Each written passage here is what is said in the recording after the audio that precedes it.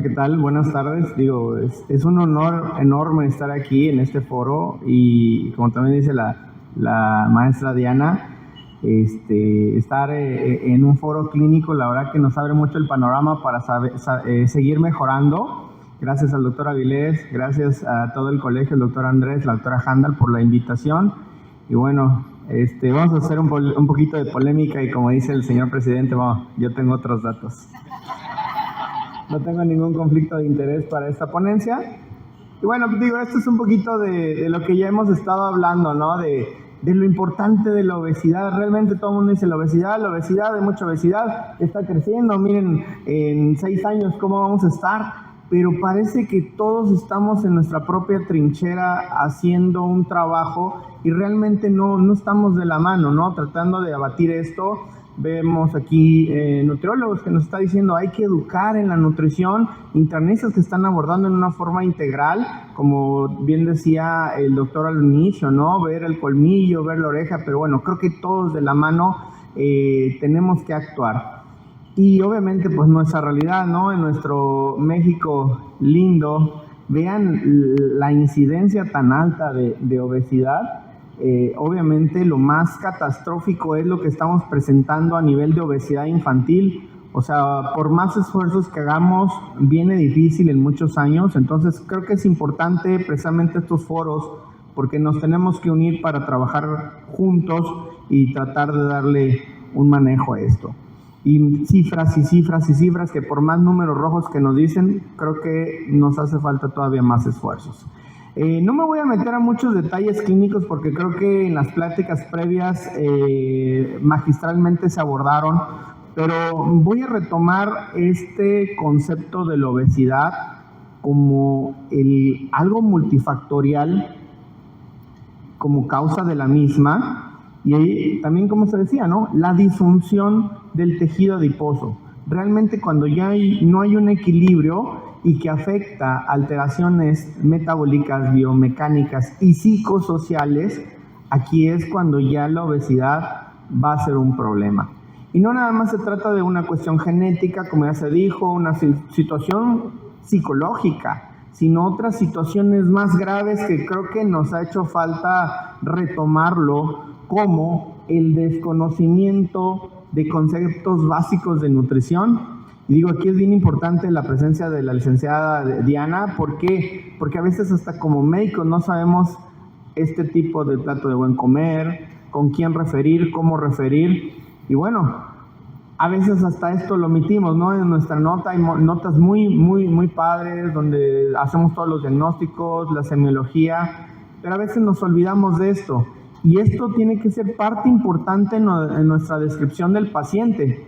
Y en muchas ocasiones el IMC lo pasamos de largo y lo vemos nosotros en nuestra práctica diaria.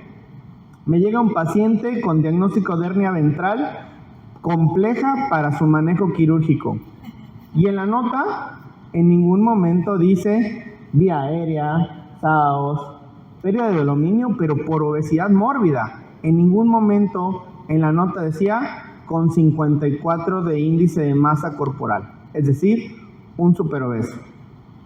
Y también me llega a la consulta, todos esos son casos que nos llegan a la consulta, paciente que llega a la consulta de cirugía general por una hernia umbilical complicada para su manejo. En ningún momento vimos a este paciente en una forma integral y le hicimos este índice de masa corporal y vemos que tenía 97 de índice de masa corporal. Y curiosamente el paciente lo bajaron de una camioneta de redilas entre 6 personas. Entonces algo está pasando y también nosotros como médicos estamos haciendo una ceguera de taller. Pero bueno, todos también, como se decía hace rato, no, pues échale ganitas, no comas tanto y ponte a correr.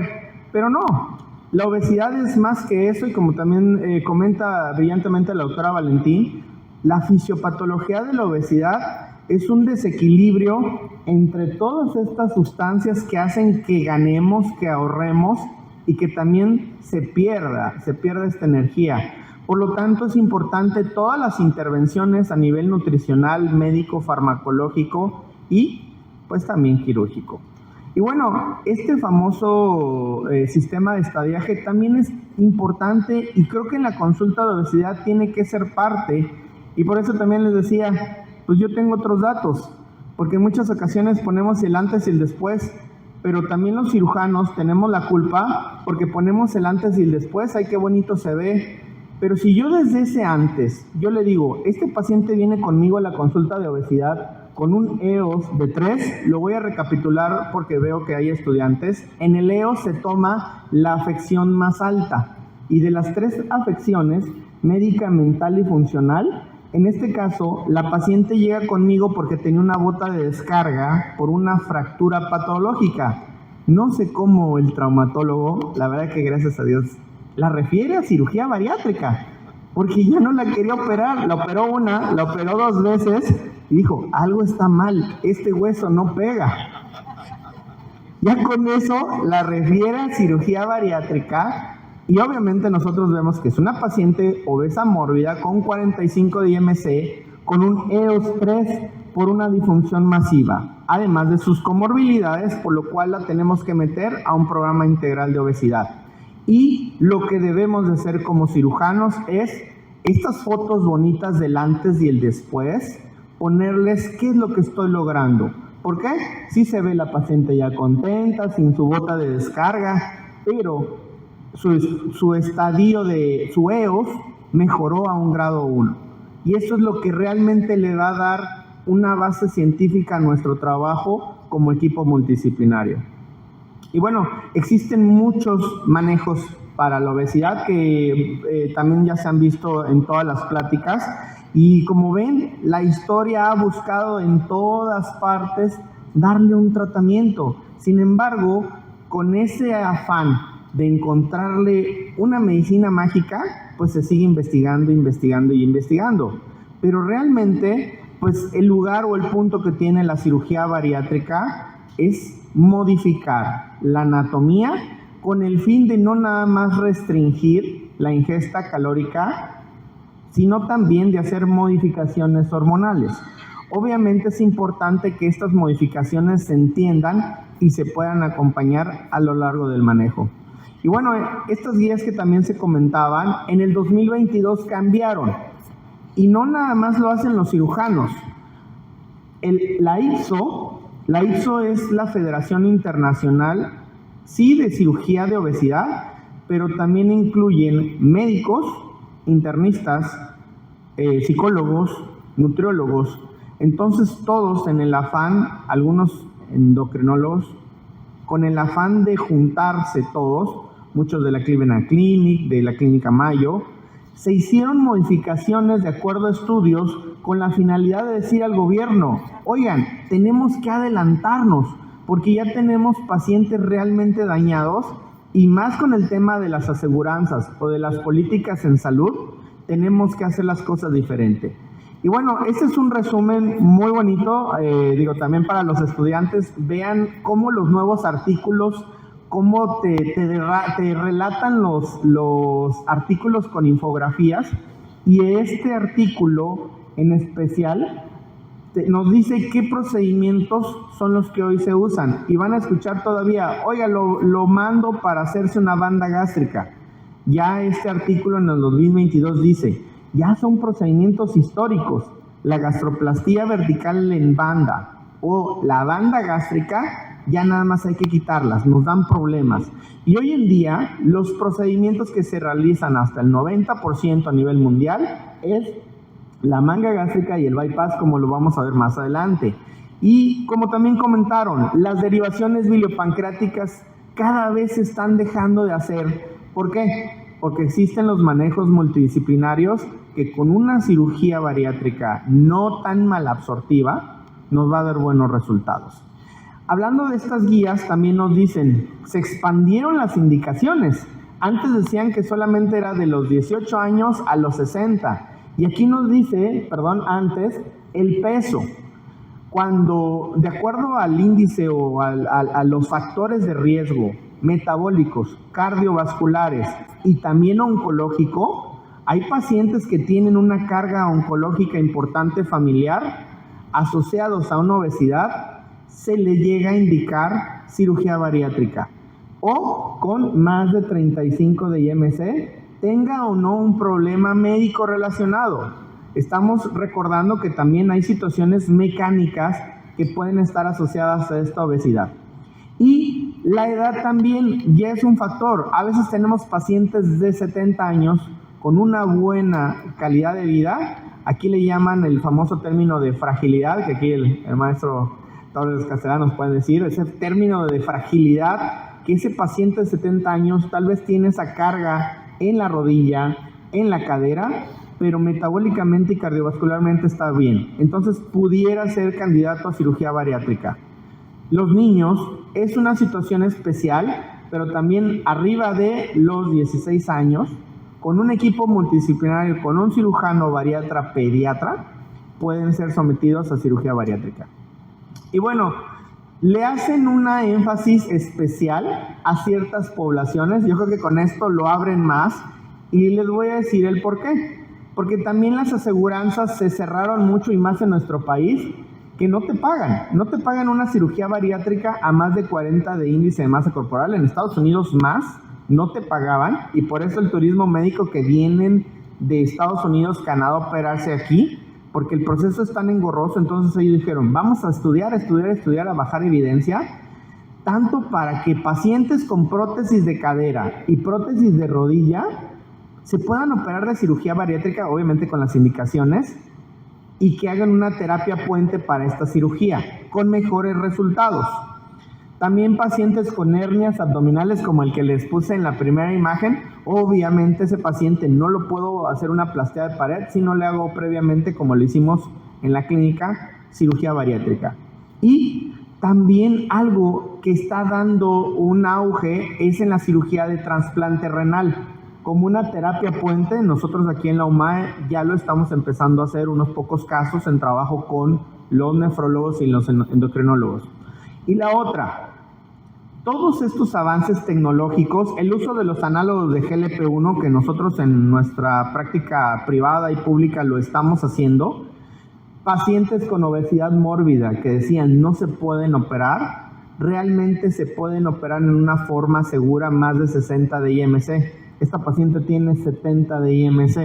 La operamos con 66, la verdad que con buenos resultados.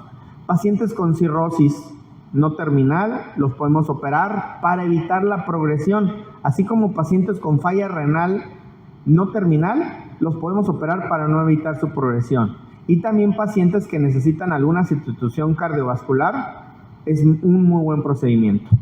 La cirugía entonces de obesidad no sirve nada más para el IMC. La cirugía bariátrica sirve para, pues sí, mejorar las medidas antropométricas, la distribución de la grasa, condiciones médicas. Esto de la distribución de la grasa, la verdad que, hasta digo de broma, ya quiero hacer mi programa de kilos mortales jarochos. En el IMSS te encuentras de todo. Tengo pacientes con lipodistrofia. ¿Por qué? Porque esta grasa, esta distribución, no se puede perder tan fácil. Entonces llegan con nosotros con afección obviamente a su calidad laboral, pensionados, porque ese panículo adiposo no pueden entrar dos pacientes con lipodistrofia choferes. Además de eso, uno de esos pensionado porque se quedó dormido. Y la peor, que ya te lo dicen cuando va más adelante, la afección en su calidad sexual. Entonces, estamos haciendo intervenciones multidisciplinarias en todos los aspectos funcionales, psicológicos y en sus condiciones médicas.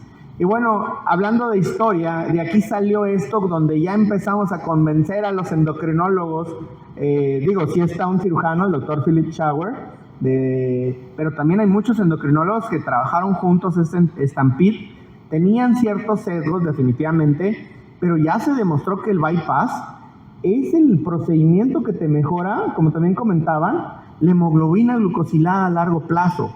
Y ya cuando tú haces un estudio que tenga seguimientos, te dice que hay una vigilancia, un manejo multidisciplinario de calidad.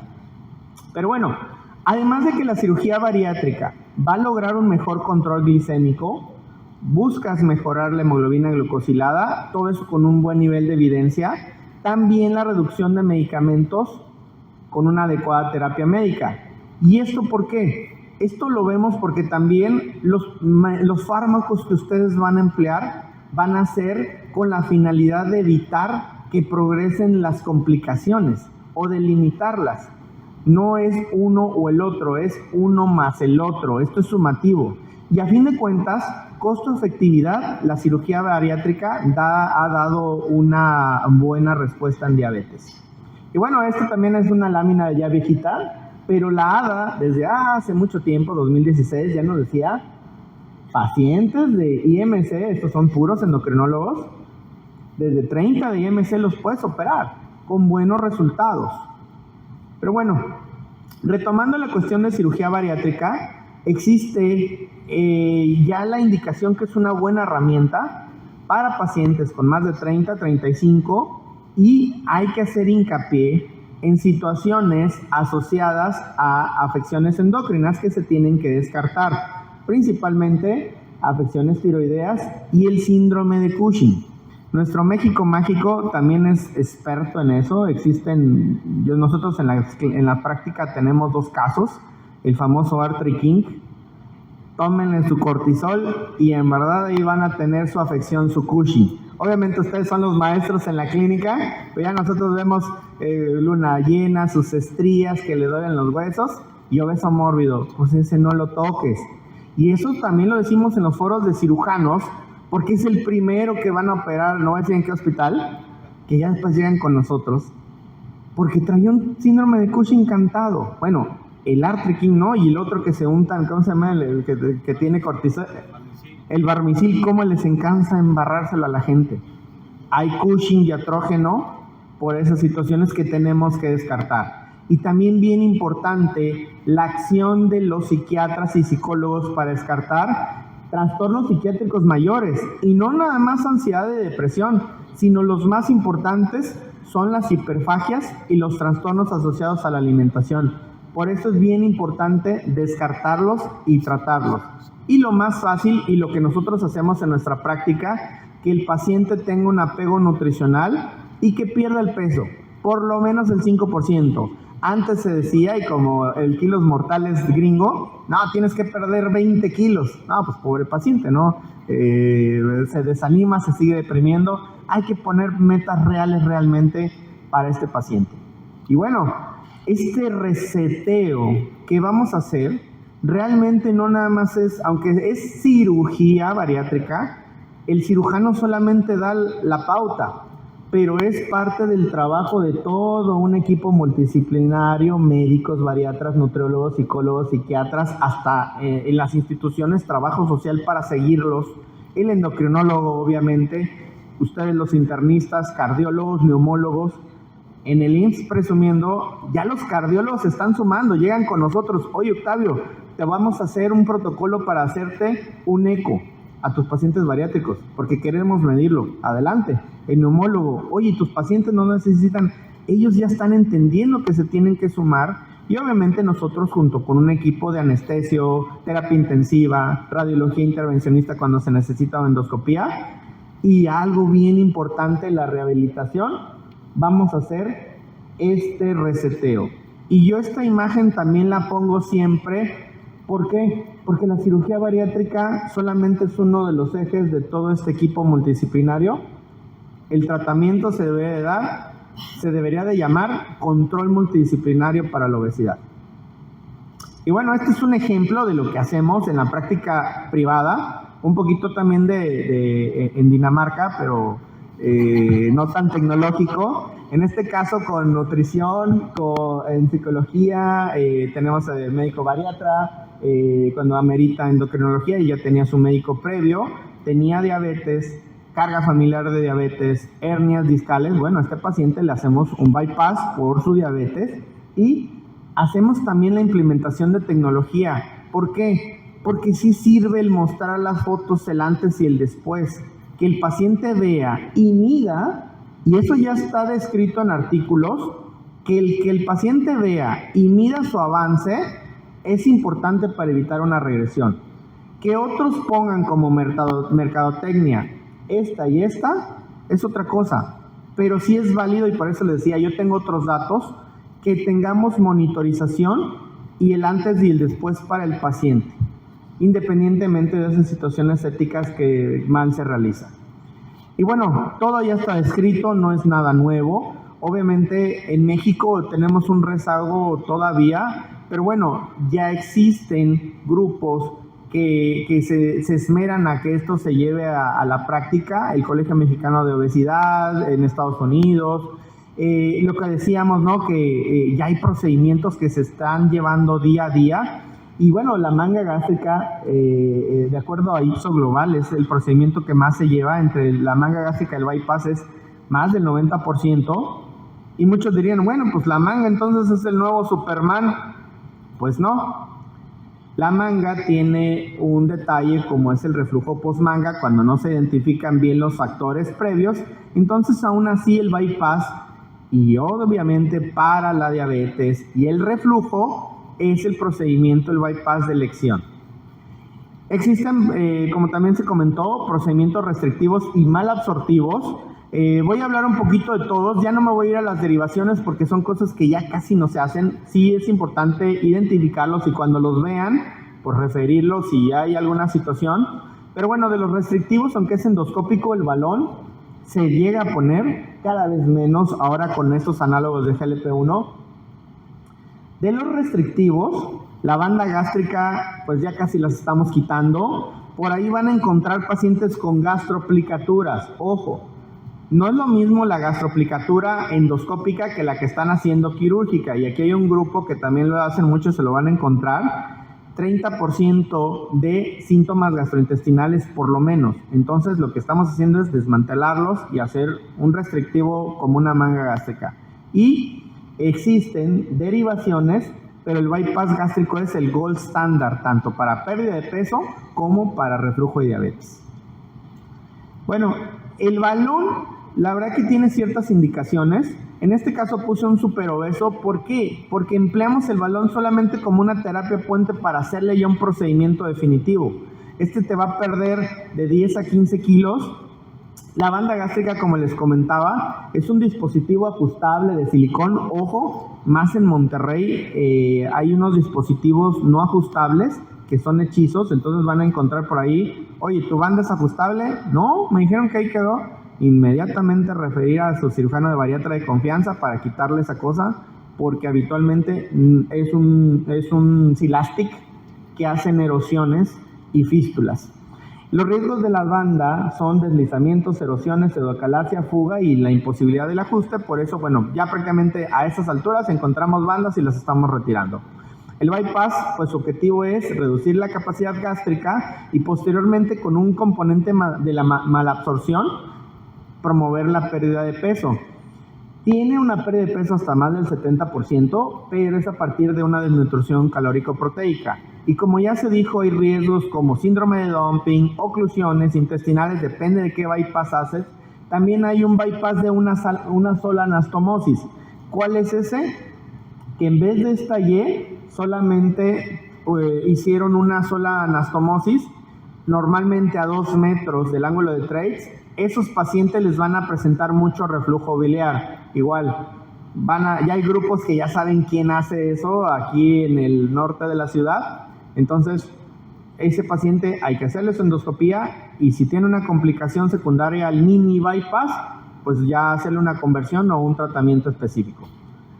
Y bueno, pues voy a hacer nada más un esquema rápido porque también es importante que conozcan cómo es un procedimiento, porque a veces el por qué pasan las cosas o por qué la malabsorción, todos los procedimientos se hacen por laparoscopía y induciendo neumoperitoneo en la cavidad. Aquí lo que vamos a hacer, a través de grapas de titanio, hacemos un pequeño reservorio, un pouch gástrico y una anastomosis a 1,5 metros, 2 metros del ángulo de Treitz, con la necesidad de excluir esta parte y darle ese componente de malabsorción.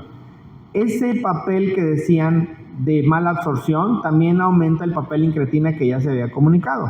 Y bueno, pues antes y el después también sirve de esto, ¿no? Para decir, hay un cambio mecánico, este paciente ya se había infartado, va a mejorar su situación cardiovascular y pues tiene una asociación tanto remisión de la diabetes con hemoglobinas glucosiladas de menos de 6.5, así como la pérdida de peso. Y el procedimiento más llevado en el mundo, más del 65%, la manga gástrica, como su nombre lo dice, tiene la forma de una manga. Es un procedimiento restrictivo, pero también busca perder la hormona o disminuir la hormona del hambre. Entonces, esa resistencia a la leptina que comentaban, al perderse la grasa, es un mecanismo hormonal para que pueda haber, por decirlo así, un reseteo. Y también la manga eleva los GLP-1 en una pequeña cantidad. Sus indicaciones, porque es un procedimiento más sencillo que un bypass, pacientes superobesos, pacientes que necesitan una cirugía previa a una cirugía de colon, por ejemplo, de ortopedia, pacientes obesos ASA 3, que casi todos son ASA 3, o que tengan contraindicaciones para un bypass. Adelante, es un buen procedimiento. Pero bueno, como también comentamos, su contraindicación principal, el reflujo. ¿Y por qué el reflujo? Nada más por esto. Porque en la manga gástrica hay un corte en las fibras de corbata que forman parte del esfínter esofágico inferior, lo cual debilita ese mecanismo antirreflujo y también asociado a una hernia hiatal. Esta es una manga gástrica, tenemos normalmente nuestro reservorio gástrico. También recordamos pues, que hay el efecto secundario de disminuir el factor intrínseco, y aquí por medio de una canulación de la curvatura menor y grapas de titanio quitamos el 80% con la finalidad de dar restricción a esta ingesta recontrolada y hacer nuevos hábitos. Esto es lo que les decía de la manga y el reflujo. Pacientes después de la cirugía pueden hacer reflujo si no identificamos esta hernia hiatal acompañada, y si también, pues técnicamente tenemos una afección en el componente antirreflujo. Pueden haber otras complicaciones postmanga, es importante que las sepan, y desde un estudio contrastado lo podemos identificar como estenosis, que también va a dar reflujo, y hernias hiatales acompañantes, así como fugas. Y bueno, como les comentaba, estos antes y el después van acompañados de un EOS, en donde dice, este chico de 18 años de tener diabetes, tiene remisión de diabetes por tener hemoglobina glucosilada de 6.5, este chico de hipertensión se vuelve normotenso al tener una pérdida de peso, esta paciente con una cardiopatía hipertensiva, una gonartrosis bilateral, una afección, una coxoartrosis, tiene un efecto benéfico al tener una cirugía bariátrica. Y no nada más es la cuestión quirúrgica. La verdad, aquí en nuestro medio, a diferencia de otros medios, se busca también investigar qué pasa con nuestros pacientes. Y estas son, en medio público, lo que hacen nuestros chicos de la residencia, junto con un servidor y todo el equipo multidisciplinario, en donde vemos la calidad de vida que tienen nuestros pacientes. Si los seguimos, estos pacientes llevan un seguimiento de 3, hay un estudio que estamos corriendo hasta 5 años, y inclusive ya existen artículos que nos están citando. Entonces, esto es también, como comentaba la doctora Valentín, lo que debe hacerse, que un equipo multidisciplinario, ya sea en medicina pública y privada, tenga todo ese seguimiento y no nada más se deje al año como si nada. Y estos son los nuevos trabajos que estamos haciendo aquí en nuestra localidad, el estudio de pacientes con superobesidad. Vean en azul que prácticamente pacientes con más de 50 IMC tienen éxito terapéutico en pérdida de peso, tanto como obesos mórbidos como superobesos. Y realmente son herramientas que tenemos a la mano en los dos canales públicos y privados para este tipo de pacientes.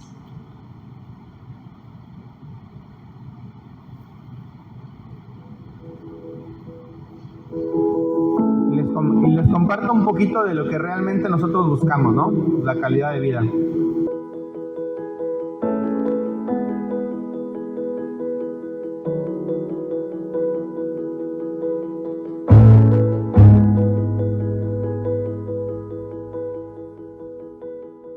Yo siempre he sido una persona llenita hasta el grado que llegué a pesar 127 kilos y medio. Soy una mujer casada, tengo 2 bebés, un niño de 6 años y una niña de 5 años. Sin darme cuenta, mi obesidad me impedía hacer muchas cosas tan normales como lo hace la gente, como el abrocharse los zapatos, el agacharte a recoger algo, el rascarte la espalda. y no me di cuenta hasta que por fin ya no pude hacer cosas y dependía completamente de mi esposo.